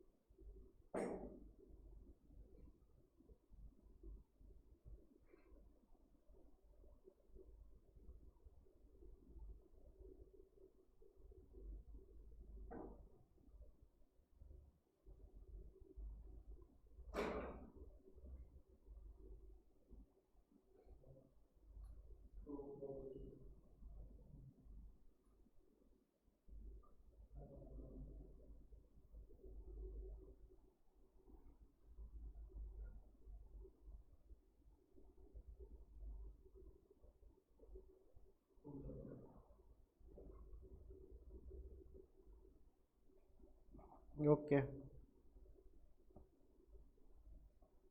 क्या क्या आ रहा है बताइए। True false true, true false true, बिल्कुल ठीक। कंक्लूजन 1 and 3 फॉलो, सबका ये आ रहा है, ठीक है। Yes sir. चलो गुड। तो आपको फाइनली सिलोजिज्म चैप्टर समझ आ गया, मैं ये मानता हूँ। एक काम और करते हैं, डेफिनेट स्टेटमेंट और करा देता हूँ, ठीक है ना, बट मैं आपको कॉम्प्लीमेंट्री पेयर नहीं कराऊंगा। Definite statement part of possibility ही है। क्वेश्चन तो आते हैं इस चैप्टर से आ जाते हैं, बट डेफिनेट स्टेटमेंट के आने के चांसेस थोड़े कम होते हैं, मतलब नहीं होते हैं ऑलमोस्ट, मतलब थोड़ा एडवांस कॉन्सेप्ट है, थोड़ा एडवांस कॉन्सेप्ट है। मैं ये नहीं बोलूँगा कि, क्योंकि सीयूटी का ना सिलेबस बहुत वेल डिफाइंड नहीं है, खासकर जीटी का। जीटी में बस उन्होंने बता रखा है कि ये टॉपिक से जैसे क्वेश्चन पूछ सकता है, वो टॉपिक इतने वास्ट है तो उसमें बहुत सारी चीज़ें आती है। जैसे उन्होंने बोलते हैं वर्बल रीजनिंग पार्ट है आपके सिलेबस का, वर्बल रीजनिंग के अंदर ये भी आता है, बट वर्बल रीजनिंग के अंदर और भी बहुत सारी चीज़ें आती है, ठीक है ना। तो वो बहुत ऐसा नहीं है कि बस ये टॉपिक्स बता दिए, टॉपिक्स ही आएंगे, उन्हें मोटे मोटा बता रखा है कि भाई वर्बल रीजनिंग आपके सिलेबस का पार्ट है। अब वर्बल रीजनिंग के अंदर कम से कम नहीं तो 20-25 चैप्टर होते हैं,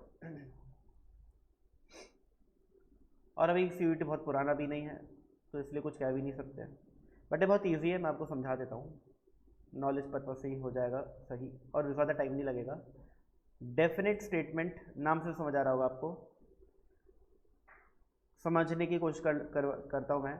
एक कंटेनर है और एक जग में पानी है, तो अगर हम बोल रहे हैं कि क्या पॉसिबिलिटी है कि पानी कंटेनर में डाल दिया जाए, तो आप क्या बोलोगे, यस और नो? यस, इसको इसमें रखो। तो putting water in a container is a possibility, yes true. But अगर पानी ऑलरेडी कंटेनर के अंदर है,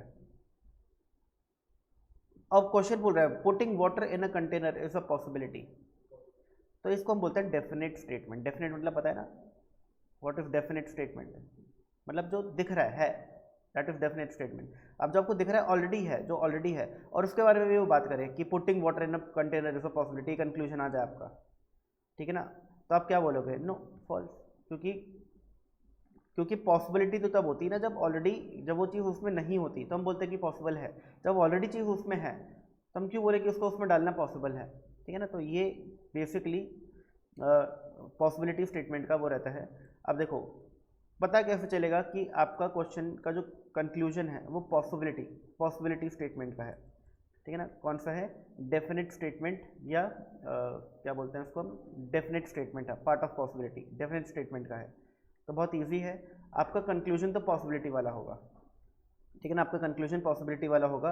और अगर आपको जो चीज़ लिखी गई है वो चीज़ ऑलरेडी लग रहा है तो डेफिनेट स्टेटमेंट है, और आप उसको फॉल्स प्रूफ करोगे। जैसे कि ये क्वेश्चन है, some wood are paper, some wood are paper, ठीक है जी, सम पेपर आर पेन, ठीक है, ऑल पेन आर टेबल, तो सारे के सारे पेन के ऊपर हमने टेबल वाला सर्कल बना दिया, और टेबल आर चेयर, तो टेबल वाले सर्कल के ऊपर हमने टेबल वाले सर्कल के ऊपर हमने चेयर वाला सर्कल बना दिया। अब क्या कह रहे हैं, सम चेयर बीइंग पेपर, तो पहले तो बताओ सम चेयर बीइंग पेपर, क्या कुछ चेयर पेपर ऑलरेडी है, हाँ, तो some chair being paper is a possibility. अभी बोल रहे क्या पॉसिबल है कि कुछ चेयर पेपर हो जाए, तो ये तो ये वाली बात हो गई कि कंटेनर में जग पहले से पड़ा है, ठीक है ना। तो हम क्या बोलेंगे, हम बोलेंगे कि this is a definite statement, तो फाइनल कंक्लूजन हो गया फॉल्स, ठीक है ना। और ऐसे ही all table being chair is a possibility, all table being chair is a possibility. अब तो ये ऑलरेडी दिख रहा है कि सारी की सारी टेबल चेयर है, तो इसकी पॉसिबिलिटी है, ये पॉसिबल है, तो हम क्या बोलेंगे, अगेन फॉल्स, ठीक है ना, समझ आ गया। तो पॉसिबिलिटी वाले कंक्लूजन्स और डेफिनेट स्टेटमेंट के कंक्लूजन सेम ही, ऑन में एक ही वर्ड लिखा है, कंक्लूजन के अंदर एक ही वर्ड लिखा है, पॉसिबिलिटी। अब कब वो पॉसिबिलिटी के हिसाब से सॉल्व करना है, कब वो डेफिनेट स्टेटमेंट के हिसाब से सॉल्व करना है, ये इसके एक ही तरीका है कि अगर जो कह रहा है ये ऑलरेडी हो रखा है तो वो डेफिनेट स्टेटमेंट हो गया, तो उसका आंसर फॉल्स होगा। बट जो ये कह रहा है वो हो सकता है पॉसिबल डायग्राम के हिसाब से, तो वो पॉसिबिलिटी का पार्ट हो गया, ठीक है ना, ठीक है ना। अगर जैसे यहाँ पर होता some wood being chair is a possibility, some wood being chair is a possibility, तो हम बोलते हैं कि भाई बेसिक डायग्राम के हिसाब से तो फॉल्स है, बट क्या पॉसिबल है कि वुड, कुछ वुड जो है वो चेयर बन जाए, हाँ ऐसे बना दो, बन गया, क्लियर हो गई बात। तो पॉसिबल डायग्राम के हिसाब से हम क्या बोलते हैं कि हाँ जी ट्रू पॉसिबल है, और फाइनल कंक्लूजन क्या होता है, ट्रू हो जाता, ठीक है, समझ आ गया। तो सर वो तो पॉसिबिलिटी में चेक करना पड़ता है ना कि अगर पॉसिबल डायग्राम में सही है कि गलत है। हाँ हाँ बिल्कुल। तो डेफिनेट में क्या अलग? डेफिनेट में अलग ये है कि जो ये बोल रहा है, ठीक है ना, उसकी पॉसिबिलिटी की बात हम तब करते हैं जब वो पॉसिबल हो। अगर वो चीज़ ऑलरेडी हो रखी है, वेन डायग्राम के अंदर आपको दिख रहा है कि तो ऑलरेडी हो रखा है, जो ये बोलने की कोशिश कर रहा है, तो फिर वो डेफिनेट स्टेटमेंट हो जाता है और उसका हम आंसर फॉल्स कर देता है। जैसे कि मैं यहाँ पे दोबारा समझाता हूँ, ऑल टेबल बीइंग चेयर, क्या टेबल चेयर के अंदर जा सकती हैं, तो हम बोलेंगे तो पहले से अंदर है, तो इसकी पॉसिबिलिटी की तो हम बात कर ही नहीं सकते अब। तो ये पॉसिबिलिटी कंक्लूजन नहीं रहा, अब ये डेफिनेट स्टेटमेंट बन गया है। अब अगर ये डेफिनेट स्टेटमेंट है, तो हम इसका आंसर क्या बोलेंगे, फॉल्स। कि भाई पॉसिबिलिटी की बात तो तब करते हैं जब वो जा सकता था, वो तो ऑलरेडी उसके अंदर है, तो पॉसिबिलिटी की बात मत करो, ये डेफिनेट स्टेटमेंट है और इसका फाइनल कंक्लूजन फॉल्स होगा। जो मैंने आपको यहाँ पे समझाया कि पानी कंटेनर में जा सकता है क्या, हाँ जा सकता है, उठा के रख दो। तो putting water in a container से पॉसिबिलिटी, यस ट्रू। बट अगर पानी ऑलरेडी कंटेनर के अंदर है, क्वेश्चन बोलते हैं putting water in a container is a possibility, तो आप इसको बोलेंगे नो, फॉल्स। इसको हम बोलते हैं डेफिनेट स्टेटमेंट, जो ऑलरेडी हो रखा है। बट अगर कंटेनर और पानी अलग अलग है और क्वेश्चन बोल रहा है putting water in a container is a possibility, तो ये पॉसिबिलिटी कंक्लूजन है। तो देखो क्वेश्चन सेम है, दोनों ही क्वेश्चन में पॉसिबिलिटी वर्ड लिखा है, यानी कि पॉसिबिलिटी कंक्लूजन है दोनों ही क्वेश्चन, और क्वेश्चन में कोई फर्क भी नहीं है। Putting water in a container is possibility, putting water in a container is possibility. कैसे पता चला कि आपका कंक्लूजन पॉसिबिलिटी वाला है या डेफिनेट स्टेटमेंट वाला है, सिचुएशन से। यहाँ पे क्या डालना पॉसिबल है, हाँ यहाँ पे डालना पॉसिबल है ना, क्योंकि पहले से डाला हुआ है। ठीक है, ओके सर। तो ये आपके इस टाइप से पूरा चैप्टर है। तो एक क्वेश्चन कर लो कोई, जैसे कि आपको आइडिया लग जाए, फिर एग्जाम में तब कर ही लोगे। इसका आंसर बताइए, ABCDE कौन सा ऑप्शन होगा।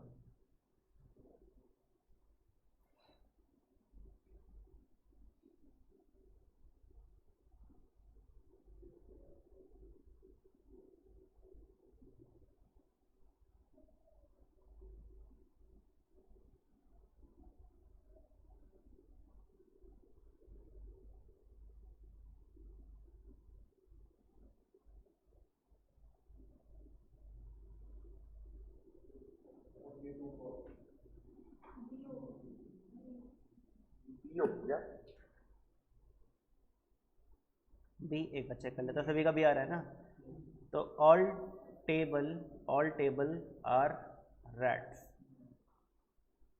And some rats are chair. तो इसमें जो पहला कंक्लूजन है वो ऑल टाइप का है, और जो दूसरा है वो सम नॉट टाइप का है, ठीक है ना। तो ऑल रैट्स आर टेबल्स, तो ऑल कंक्लूजन और सम कंक्लूजन में सिर्फ और सिर्फ बेसिक डायग्राम देखा जाता है, याद है, ठीक है। इनमें हम कभी पॉसिबल डायग्राम देखते ही नहीं, बनाते ही नहीं है। पॉसिबल डायग्राम का कॉन्सेप्ट हमारी जिंदगी में ही नहीं आता जब तक हम सम या ऑल कंक्लूजन्स पढ़ रहे थे, ठीक है ना। तो ऑल रैट्स आर टेबल्स, क्या सारी की सारी रैट, क्या सारे के सारे रैट टेबल्स हैं, नहीं। बट ऑल टेबल्स आर रैट्स लिखा होता तो सही होता, but all rats are tables लिखा है, बात गलत है। तो ऑल रैट्स आर टेबल क्या हो गया, फॉल्स हो गया। अगला, some chair are not rats, some chair are not rats, ठीक है ना। सम नॉट कंक्लूजन क्या करना होता है, जल्दी बताओ। पहले दो वर्ड्स देखेंगे सम नॉट के अंदर। सम चेयर्स, क्या सम चेयर्स अवेलेबल है, हाँ अवेलेबल है, ये रही, दीज आर सम चेयर्स, ठीक है ना। सम चेयर्स आर नॉट रैट्स, ये जो पार्ट है ये रैट नहीं है, ट्रू या फॉल्स, फॉल्स या ट्रू, फॉल्स।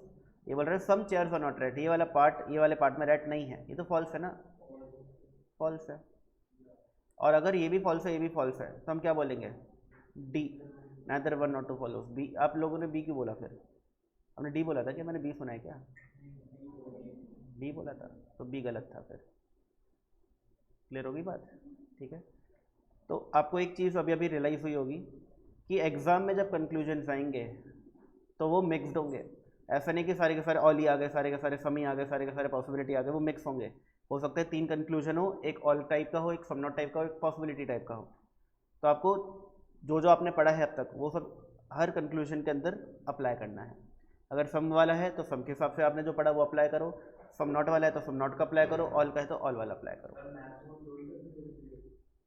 जनरली 2 ही देते हैं। मैं तो क्योंकि एक ही टाइप के थे तो 5 5 6 6 7 7 भी डाल दिए थे कंक्लूजन, बट एग्जाम में जनरली 2 ही होते हैं, क्योंकि अगर 2 से ज़्यादा देंगे ना तो आपके ऑप्शंस उनको ड्राफ्ट करने बहुत मुश्किल हो जाते हैं। ठीक है ना। ऑप्शन जनरली आप देखोगे जब भी फिलोसफी का चैप्टर क्वेश्चन आएगा ना, तो आपके कंक्लूजन्स, आपके जो ऑप्शंस हैं वो जनरली यही फिक्स होते हैं।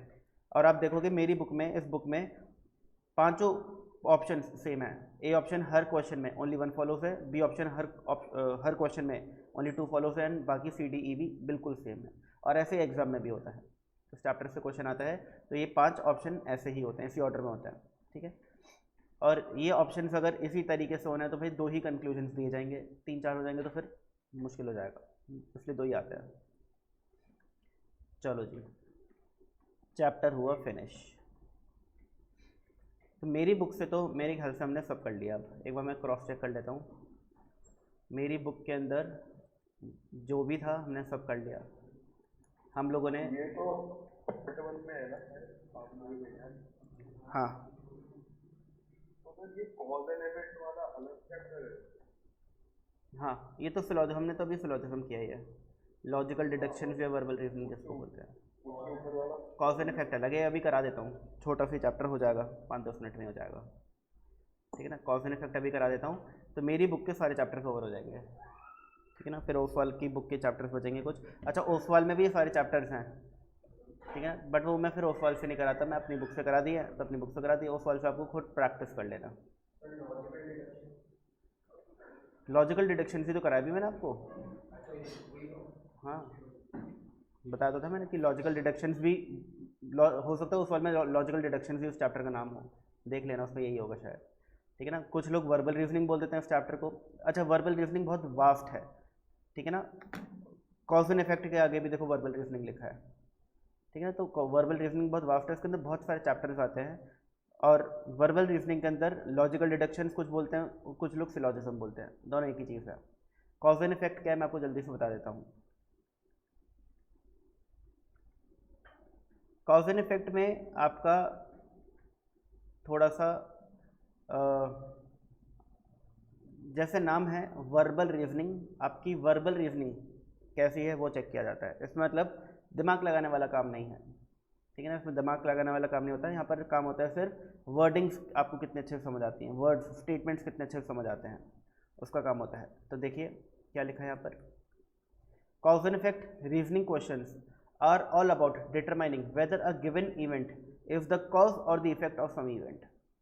Questions were designed to basically test the analytical and logical ability. तो देखो जितना भी वर्बल रीजनिंग है उसका मेन पर्पज यही है, वो जितने भी वर्बल रीजनिंग के चैप्टर्स है वो क्या basically test the analytical and logical ability of a candidate. So in short,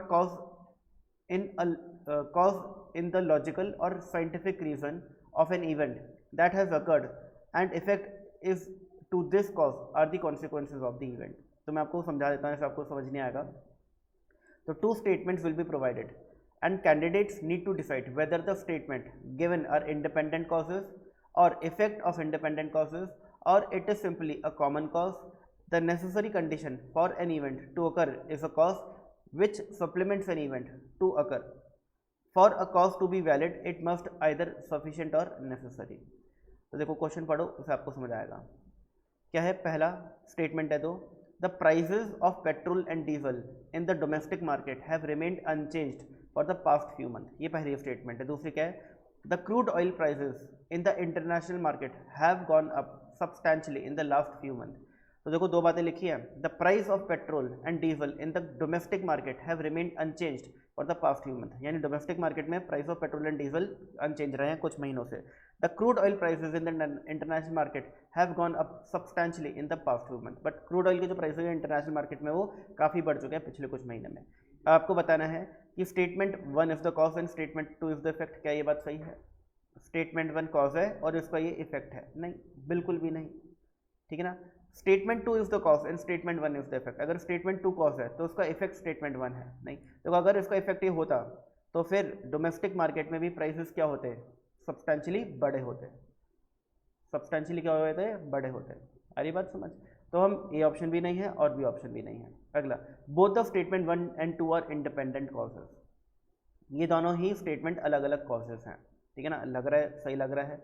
फिर both the statement 1 and 2 are effect of independent causes, कि दोनों ही इफेक्ट है किसी इंडिपेंडेंट कॉज के, कोई एक इंडिपेंडेंट कॉजेज़ हैं, कोई इंडिपेंडेंट कॉजेज़ हैं, उनके ये अलग अलग इफेक्ट्स हैं। यानी कोई एक इंडिपेंडेंट कॉज है जिसका ये इफेक्ट है, कोई और एक इंडिपेंडेंट कॉज है जिसका इफेक्ट ये है। और both the statement 1 and 2 are effect of common cause, और कोई एक कॉमन कॉज है जिसका ये भी इफेक्ट है और ये भी इफेक्ट है। अब बताओ कौन सा ऑप्शन सही लग रहा है आपको। तो यहाँ पर अगेन आपकी अंडरस्टैंडिंग, जो वर्बल रीजनिंग है वो अच्छी होनी चाहिए, तभी आप इन क्वेश्चंस का आंसर दे सकते हो। इसमें ऐसा कोई फॉर्मूला नहीं है जो अप्लाई करते हैं हम लोग, ठीक है ना, कोई इसके अंदर ट्रिक नहीं है जो हम अप्लाई करते हैं कि भाई ट्रिक से हो जाए, ठीक है ना। It's pure your understanding, pure understanding. क्या लग रहा है, क्या सही है? ए और बी तो बिल्कुल गलत है। मेरे को लगता है कि डी या ई में से, डी या ई में से कोई एक है। Both the statement 1 and 2 are independent causes, तो क्या ये कॉजेज हैं, ये इफेक्ट है? पहले तो ये बताओ। ये इफेक्ट है, ठीक है ना, ये effect है। ठीक है ना, इफेक्ट है। तो both statement 1 and 2 are independent causes, causes तो नहीं है, ठीक है ना, ये किसी कॉज का इफेक्ट होते हैं। अब अगला आता है सी, डी और E. The both statement 1 and 2 are effect of independent causes, क्या दो अलग अलग कॉजेज के दो अलग अलग इफेक्ट है या एक कॉमन कॉज का ये दोनों इफेक्ट है? ओके, तो हम बोलेंगे डी ऑप्शन सही है। दो अलग अलग इंडिपेंडेंट कॉजेज के दो अलग अलग इफेक्ट है। क्यों? क्योंकि इफेक्ट अलग अलग है तो कॉजेज भी अलग अलग होंगे। अगर कॉज होता है तो उसके इफेक्ट तो सेम ही होते हैं ना। अगर कॉज होता कोई भी कॉज होता लेट से, तो उसका इफेक्ट इंटरनेशनल मार्केट पर डोमेस्टिक मार्केट में सेम होता, बट इंटरनेशनल मार्केट में अलग इफेक्ट हो रहा है और डोमेस्टिक मार्केट में अलग इफेक्ट हो रहा है। तो इसका क्या मतलब है, ये दो अलग अलग इंडिपेंडेंट कॉजेज हैं। तो इसका ऑप्शन कौन सा सही होना चाहिए? डी सही होना चाहिए। बात समझ आ गई? ऐसे ही एक और ट्राई करो, question number 2। The government has recently fixed the fees for professional courses offered by the unaided institutions which are much lower than the fees charged last year. The government has recently fixed the fees for professional courses offered by the unaided institution which are much lower than the fees charged last year. तो जैसे हम जब बहुत सारे institutes होते हैं, colleges होते हैं जिनको गवर्नमेंट एड नहीं करती, यानी गवर्नमेंट फंडिंग नहीं मिलती, जितने भी प्राइवेट कॉलेजेस हैं, चाहे वो एमिटी यूनिवर्सिटी हो, शारदा यूनिवर्सिटी हो, गलगोटियास हो, क्या गवर्नमेंट उनको फंड करती है? नहीं करती है, यानी वो सब क्या है, अनएडेड इंस्टीट्यूशन है। और इन सभी के जो फीस है उनको फिक्स कर दिया गया है बाय गवर्नमेंट, और वो जो फीस फिक्स की है वो बहुत कम है इन कंपैरिजन टू जो वो लास्ट ईयर चार्ज कर रहे थे। यानी ये जितने भी स्कूल्स एंड कॉलेजेस में क्या कर रहे होंगे, अंधाधुंध फीस चार्ज कर रहे हो, तो गवर्नमेंट ने क्या बोलते हैं कि आप इससे ज़्यादा फीस चार्ज नहीं कर सकते, तो उन्हें फिक्स कर दी फीस, वो पिछले साल से कम है। तो आप मुझे बताइए कि ये कॉज है या इफेक्ट है? इफेक्ट है, किसी चीज़ का तो इफेक्ट है, ठीक है ना। अगला, the parents of the aspiring student launched a severe education last year protesting against the high fees charge by the unaided institution. ये हो गया कॉज, ये हो गया कॉज और ये हो गया इफेक्ट। हो जा रहा है? तो पिछले साल क्या हुआ, पेरेंट्स ने बहुत ज़्यादा प्रोटेस्ट किए किस चीज़ को लेकर के, जो फालतू बड़ा चढ़ा करके फीस चार्ज कर रहे हैं अनएडेड इंस्टीट्यूशन। तो क्या हो जाएगा, statement 2 is the cause and statement 1 is the effect. Yes, clear हो गई बात? तो आपको समझ आ गया इन क्वेश्चंस को कैसे करना होता है। तो cause and effect is purely based on your understanding of statements, और आपको इसमें एक ही चीज़ है जो अच्छे से कर सकते हो आप, एक ही तरीका है जैसे आप ये क्वेश्चन अच्छे से कर सकते हो, मोर एंड मोर प्रैक्टिस। तो आप घर जा करके क्या करना, ये जो ओसवाल की बुक है आपके पास, इसे उठा करके कॉज एंड इफेक्ट के सारे क्वेश्चन ट्राई करना। कुछ आंसर सही आएंगे, कुछ गलत आएंगे। जो गलत आएंगे उसको खुद से एनालिसिस करना कि क्यों गलत आया, मैंने क्या गलत समझा इस क्वेश्चन में। अगर आपको अंडरस्टैंडिंग मिल जाए कि ये गलत समझा, इस वजह से गलत आया, तो ठीक है, और ना समझ आए तो मुझसे पूछना अगली क्लास में कि सर इसका आंसर मेरा ये आ रहा था बट है ये, तो क्यों है ऐसा। मैं आपको समझाने की कोशिश करूँगा कि देखो इस वजह से है, ठीक है ना। तो ये आपके मेरी बुक में भी काफ़ी क्वेश्चन हैं आपके पास, ठीक है ना, तो वो भी आप चेक कर सकते हो। तो हमने 2 क्वेश्चन किए, इनके आंसर्स देख लो। पहले का डी है और दूसरे का बी है, हमने भी ये टिक करे थे शायद, ठीक है ना। पहले का डी और दूसरे का बी, क्लियर। चलिए बाकी क्वेश्चंस कर लेना, इतना ही है। मेरी बुक से तो मैंने कंप्लीट करा दिया सब कुछ, अब हम ओसवाल की बुक से जो बचे हुए चैप्टर्स वो करने वाले हैं, ठीक है जी। ओसवाल की बुक में भी अगर आपके पास है, ले लिया आपने, तो काफ़ी चैप्टर्स हमारे हो गए हैं। मेरे ख्याल से हार्डली 4 या 5 चैप्टर्स बचोगे, एक बार देख लेना और बता देना, ठीक है ना। 4 या 5 बचोगे, वो कर लेंगे हम। अगली क्लास में मैं मेंसुरेशन करवाऊंगा स्टार्ट, क्योंकि उससे क्वेश्चंस आते हैं, इजी आते हैं, तो हम जल्दी जल्दी कोशिश करेंगे अगली क्लास में 2D फिगर्स कर लें और उसके अगली क्लास में 3D फिगर्स कर लें। सर्कल्स, ट्राइंगल्स, क्वाड्रिलेटरल्स अगली क्लास में कर लें, और क्यूब्स, क्यूबॉइड्स और सिलेंडर्स, कोन्स, ये सब हम उसके अगली क्लास में कर लें। फॉर्मूले बहुत सारे हैं। अगर आपको रिवीजन करना है, आपको ऑलरेडी आता है तो एक ही क्लास में हो जाएगा, बट मुझे लगता है कि हर किसी को रिवीजन नहीं करना होता, हो सकता है कुछ लोगों को ठीक से आता ही ना हो, तो फिर उसके लिए पढ़ाना पड़ेगा। हाँ, वैसे तो फॉर्मूले देखने का ही काम है, ज़्यादा कुछ बहुत हाई लेवल के क्वेश्चन आते नहीं है CUT में इस चैप्टर से, बेसिक लेवल का ही आता है, आपको फॉर्मूला लगा कर ही चीज़ें करनी होती हैं। दिखाऊंगा क्वेश्चन कैसे आते हैं, बट फिर भी देखते हैं जितना हो, जितनी जल्दी हो जाए उतना सही है।